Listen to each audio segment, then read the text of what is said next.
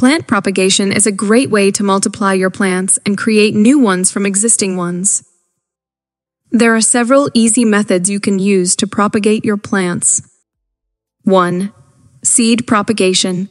This method involves collecting seeds from mature plants and sowing them in suitable soil or growing medium. Follow the specific requirements for each plant species, such as the right amount of light, water, and temperature, to ensure successful germination and growth. 2. Cutting propagation. Taking cuttings from a healthy plant is a popular method for propagating many types of plants, especially herbs, succulents, and houseplants. To do this, cut a stem from the parent plant. Remove any lower leaves and plant it in a rooting medium. Keep the cutting in a warm, humid environment until it develops roots and can be transplanted into a pot. 3. Division. This method is suitable for plants that have clumping growth habits. Like many perennials and ornamental grasses, gently dig up the plant and separate the clumps into smaller sections, each with roots and shoots. Replant the divisions in their new locations, and they will grow into individual plants. 4. Layering.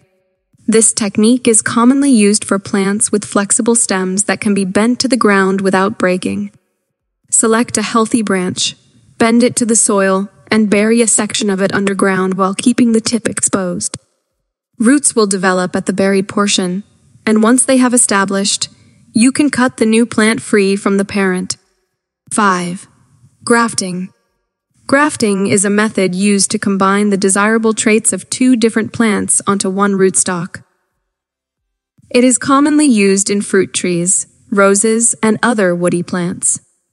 The scion, which carries the desired characteristics, is attached to the rootstock, providing a sturdy foundation for the new plant to grow. 6. Suckering. Some plants naturally produces suckers, which are shoots that emerge from the base of the plant.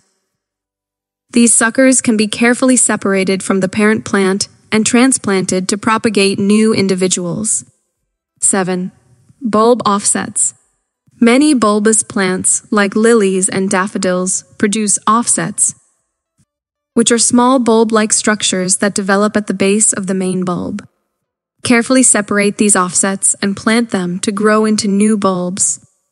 Remember, successful propagation depends on providing the right conditions for each method and for each plant species. Patience and attention to detail are essential for achieving the best results. Additionally, be sure to use clean and sharp tools to avoid damaging the parent plant and to prevent the spread of diseases. Happy propagating!